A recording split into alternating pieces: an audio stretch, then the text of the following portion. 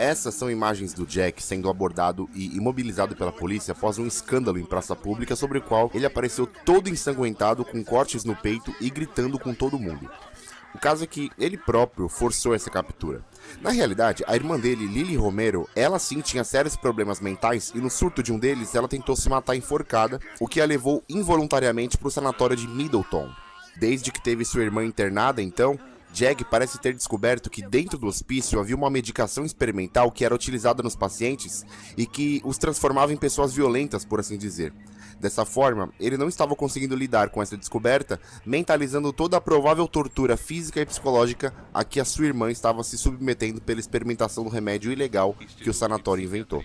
Para tal, Jack escreveu uma carta dizendo que ia fingir ser louco para ser internado no hospício e de alguma maneira tentar livrar a irmã daquela barra, e essa carta permaneceria em sua casa até que a hora certa de revelá-la chegasse. O motivo de ter se infiltrado como um louco no sanatório podia até ser nobre de alguma forma, mas o problema era que se sujeitar a ficar preso num lugar como aquele seria perigoso, porque como em todo bom hospício, haviam pacientes perigosos, e se a tal droga experimental for verdadeira, eles poderiam ficar mais violentos ainda, e esse era um risco que Jack aceitou correr. Olá pessoas, aqui quem fala é o Juquiba, o assunto vai ser sempre terror, e antes de qualquer coisa, preciso continuar sugerindo a vocês que sigam a página do iPanic no Instagram, porque é só lá e apenas lá que vocês vão saber qual o próximo filme que este canal vai revisar. Na tela, minha página pessoal, tá? Mas preferivelmente sigam a do canal, per favore. Também devo encarecidamente solicitar que vocês ativem as notificações no celular para que vocês não percam os vídeos que eu lançar por falta de aviso. Tudo bem, vai, que eu lanço vídeo uma vez na vida e outra na morte, mas aí quando eu lançar os vídeos na vida, vocês não o perdem por falta de notificação. Pessoas, estou no Twitter, tá? Cujo username é Sinap, que é iPanic ao contrário e claro, com 4 no lugar do A. Vocês já sabem que mais detalhes vêm no final do vídeo, já sabem que esse vídeo tem spoiler, que é a revelação final do enredo. Então, preparados ou não, partiu! Você tem vizinhos famosos? Deve ter sido no segundo dia de internado que Jack finalmente pôde encontrar sua irmã na área comum entre os pacientes. Apesar de tudo, Lily Romero parecia bastante lúcida sobre sua estadia no hospital. E quando interpelada pelo Jack, seu irmão, sobre ele ter vindo tirá-la de lá, ela não parece ter curtido a ideia. Afirmou estar mesmo doente e que tentou se matar enforcada naquela época para livrar o próprio irmão do peso que ela sentia ser para ele, enquanto família, uma vez que a própria mãe deles também tinha histórico de desvios mentais antes de morrer. Ora. Tanto trabalho para ser internado com o único fim de tirar a irmã de lá, para no fim das contas ela não querer e ainda brigar com você. Tá ótimo. Pelos corredores, o Jack conhece Stuart, quer dizer, Dave. O Dave, ele era louquinho de pedra, tá? Mas é claro que ter alguém, ainda que louco, que soubesse de algumas informações, seria benéfico no eventual plano de fuga. Reparem que no refeitório, na hora do jantar, Jack e Dave conversavam sobre o monitoramento do prédio, que havia microfones por todo canto, que faria sentido se existisse de fato uma droga experimental circulando por entre os quartos. Enquanto falavam, o segurança Charles interrompeu para dar uma bronca em Dave por, abre aspas, não ter roubado os remédios noite passada. Daqui a gente infere que o segurança e esse paciente tinham um conluio no tráfico de remédios dentro do manicômio, o que é irrelevante para o filme. Ao acordar pela manhã, o Jack procurou em seu quarto e realmente encontrou alguns microfones plantados, que ele logo desativou.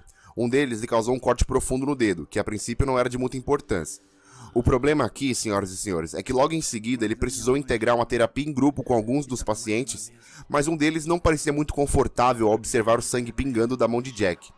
Gente, isso é sério, tá? O simples pingar de sangue causou uma histeria naquele lobby, de modo que Loomis, esse paciente transtornado de olho claro, ele avançou sobre Jack visando o sangue dele. E como eu disse, essa investida fez do salão um verdadeiro circo de loucura e que culminou na intervenção do segurança Charles, mas não antes de evitar que Loomis mordesse a mão da enfermeira-chefe Henderson, que ministrava a atividade. Depois desse incidente, e já considerando a recusa da irmã em ser salva, Jack se reuniu com o administrador do hospício, o Dr. Paul Gianetti, para explicar verdadeiramente o porquê de ele estar ali. Antes daquela cena toda na praça, lembra? Que fez ele ser capturado e tudo mais, ele próprio havia escrito aquela carta detalhando exatamente o que estava prestes a fazer pela busca da irmã. Ele contou isso ao Gianetti, mas o que o doutor encontrou foi uma folha em branco. E agora, será que o Jack tá mesmo doidinho de pedra?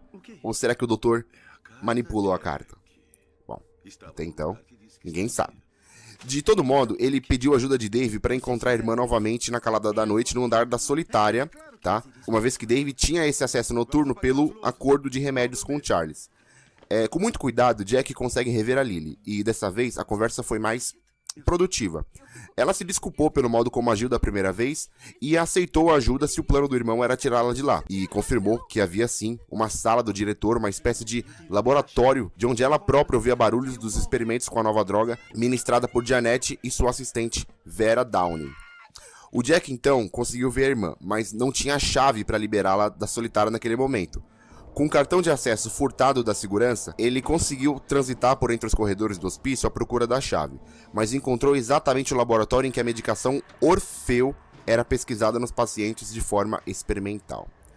Não só isso, o Loomis, aquele louco de olho claro que atacou a mão de Jack ao ver o sangue pingando e depois mordeu a enfermeira, ele estava ali nessa sala. Só que ele estava enjaulado, como se ele fosse um bicho, mas as suas reações, de fato, pareciam condizer com essa aparência.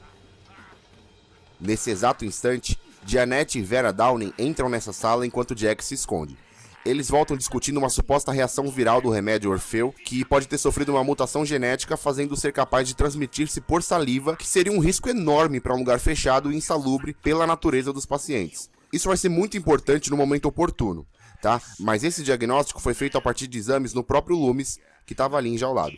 Agora nós sabemos que a droga se chamava Orfeu, e por inferência lógica, baseada na expressão facial junto ao comportamento de alguns dos internados no hospício, a medicação se manifesta visualmente pela cristalização dos olhos. Todos os pacientes que foram alvos de teste com essa droga tiveram seus olhos transformados num azul quase branco, além, é claro, de ficarem substancialmente mais violentos, beirando o comportamento animalesco e, por conseguinte, adquirindo práticas de canibalismo. Essa era uma realidade que Janet não queria aceitar. Bom, foi ele que criou o Orfeu, né? E ele pesquisava droga visando curar a loucura do louco. Isso a grosso modo, tá? Na realidade, ele desenvolveu o remédio para que ele ativasse um setor específico do cérebro responsável pela sanidade, de modo que, uma vez atingido, poderia agir no sentido de cura, transformando uma pessoa diagnosticada como esquizofrênica, por exemplo, numa pessoa mentalmente sã. Não é tão necessário dizer que alguma coisa deu errada no meio do caminho, né? E que a droga fazia o exato oposto do que foi feita para ser. E escondido, ouvindo tudo, o Jack esperou os dois, o Janet e a Vera Downing, saírem para levar consigo de volta ao seu quarto uma dose do remédio Orfeu, que seria sua prova cabal caso conseguisse sair do hospício junto à irmã, e pretendia fazer isso aquela noite. O problema é que, dado o avanço da carga viral do Orfeu nos pacientes em que foi testado, logo chegaríamos num ponto praticamente irreversível. Isso se fez verdade aqui, tá? Vocês estão vendo os olhos? Haviam vários daquele mesmo jeito, e a área de ar livre do hospital virou outra balbúrdia, e por pouco não se torna uma chacina, não fosse a intervenção precisa de novo do Charles, o segurança, e a psicóloga Nancy, o que fez o Jack surtar em paranoia pelo risco iminente que sua irmã corria por ser a provável próxima vítima do Orfeu e sua experimentação. De fato, Lily era a próxima, e já presa na maca, pronta para o teste, Vera Downing foi até o laboratório de Janet fazer os preparativos, mas um descuido infantil a fez perder seu braço pelo avanço animal de Loomis, ainda enjaulado. Nesse instante, senhoras e senhores, rigorosamente nesse instante, Jack e Dave já corriam pelos corredores rumo àquele laboratório, e faziam isso enquanto Janet dava um fim em sua assistente com o auxílio da enfermeira Henderson, já infectada desde a mordida que sofreu. Porém, pelas câmeras de vigilância, Janet observou que Jack e Dave estavam livres pelos corredores na segurança máxima, por onde eles precisavam passar para chegar ao laboratório de pesquisa, onde o diretor mantinha Lily presa, e, estrategicamente, ele liberou os detentos daquele perigoso setor, todos infectados, para que eles impedissem os dois de chegarem até ele. Burlando os sistemas elétricos das travas das portas, Jack e Dave, antes perseguidos, agora despistam os loucos que o seguiam e finalmente chegam à sala para recuperar Lily do experimento, mas para voltar ao lobby do prédio e estrategiar saídas viáveis de lá, era necessário passar de volta pela segurança máxima, onde todos os pacientes malucos infectados pelo Orfeu esperavam o trio em forma de armadilha. Gente, isso é sério, tá? Aquele salão branco, ele ficou vermelho de tanto sangue derramado, muito confronto físico e insanidade total. para quem gosta de sangue e carne humana, o salão virou um banquete. É plausível dizer, portanto, que os internados no sanatório que foram experimentados pelo Orfeu, a partir de agora, não são mais humanos doentes, e para fins de convenção, serão chamados de zumbis. Assim sendo, senhoras e senhores, Lily, Dave e Jack aparentemente têm alguma liberdade para buscar com segurança saídas seguras do edifício, mas os corredores eram traiçoeiros e, por mais silencioso que o ambiente se mostrasse, os zumbis estavam lá. Às vezes somente esperando o momento oportuno para darem o bote, deixando claro que ainda haviam sintomas de alguma inteligência em sua natureza, o que é contrário ao conceito histórico de zumbi. No lobby do prédio, o trio encontra a psicóloga Nancy ainda sã, mas não puderam evitar que os zumbis os encontrassem em massa para gerar uma outra guerra sangrenta da qual, com muita resistência, eles novamente conseguem se desvencilhar.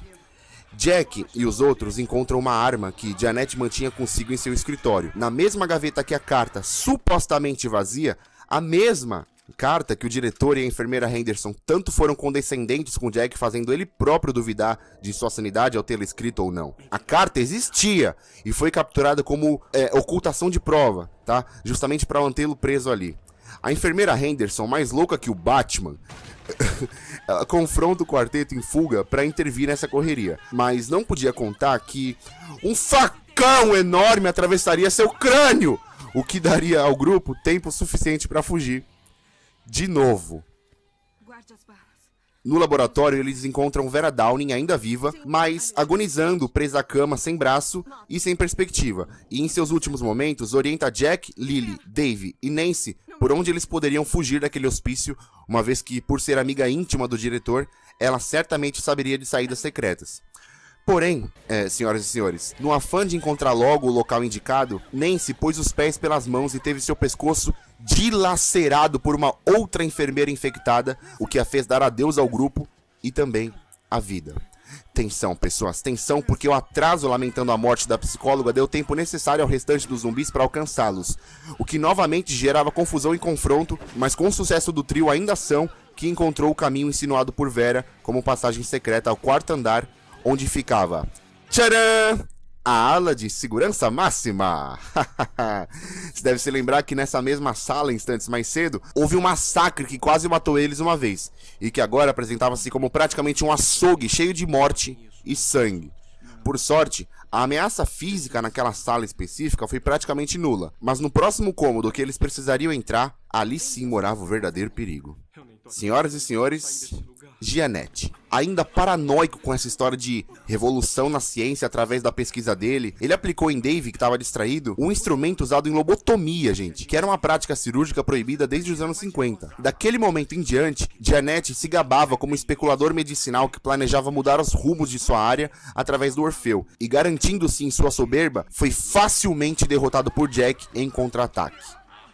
Jack e Lily, por fim, pessoas, amarraram o diretor na jaula que aprisionava o Loomis para que ele inevitavelmente fosse devorado pelo zumbi enjaulado. Assim se dava o final desse pesadelo imoral, sanguinário e controverso. Sobretudo quando Jack e Lily, perambulando pela estrada, encontram uma viatura policial que os auxiliaria a partir dali. Bom, isso se os policiais não tivessem voltado para visitar o sanatório, dado de frente com Janet, que conseguiu se desvencilhar da jaula. O diretor, por sua vez, abriu a porta para receber os policiais e, sem que ele quisesse, ele libertou todos os zumbis dos limites de sua propriedade para a cidade de Middleton inteira.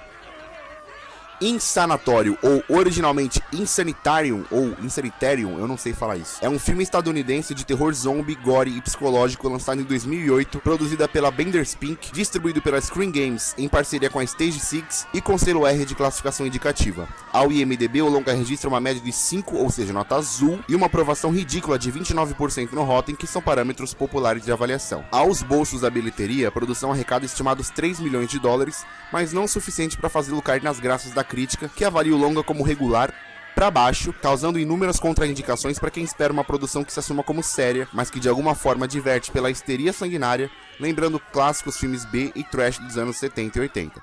Na minha avaliação, o filme até merece atenção, tá? Mas conforme atestou a crítica, não esperem, por favor, uma obra séria e, honestamente, talvez seja essa mesma a intenção do longa. Se manter fora do padrão, sabe? De maneira grotesca e, de certa forma, absurda por ser sanguinária ao extremo.